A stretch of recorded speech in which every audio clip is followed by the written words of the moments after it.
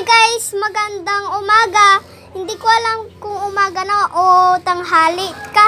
Kasi tapos na kami nag-school, half day lang kami. Kaya hindi ko alam kung umaga na o tanghali. Pero kumain kami, kaya ang alam ko ay tanghali na o umaga. Basta. At tapos, boring na ako. Ang ibig sabihin na boring ay pagod at tapos walang makalaro. Hindi niya alam kung anong gagawin niya, ganon. At tapos, boring ako, kami ni ading ko. Ang pangalan pala ng ading ko ay si Jael. At tapos naglalaro kami. At tapos, mayroon kaming biglang narinig na tunog o sound. Ang sound na yun ay eroplano. Maraming dumadaan dito na eroplano kaya tinitignan namin.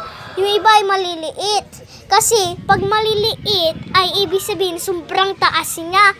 Hindi ko alam kung ilan yon. Hindi ko alam. Sino yung nakasakay na pala sa airplane? I-comment nyo lang dyan. At tapos, sino yung, alam nyo ba, guys, hulaan nyo to. May challenge ako sa inyo, pero isa lang. Pero i-comment nyo,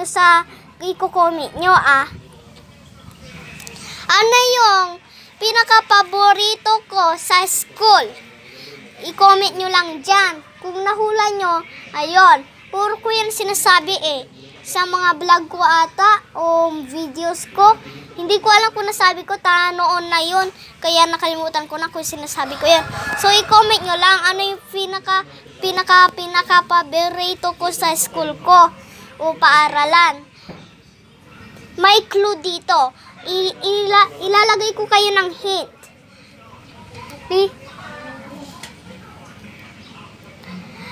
Sabi daw ni Papa ay babalik ako ng January 3. Ngayon ay December. Basta, wait lang, tatanungin ko muna, guys. So, guys, tinanong ko, sabi ng Papa ko ay December 12 na daw. So, babalik ako ng January 3. Ayun na yung hint. So, i-comment nyo lang kung nahula nyo. So, parang may part 2 dito, mamaya ko na sasabihin sa part 2. Baka yung iba ay mag-cheat. So, bye! See you in the next video. And don't forget to... Wait lang. Yung magpa-shoutout rin pala kayo. Ayun lang. At tapos, bye! See you in the next part 2 video. So, bye!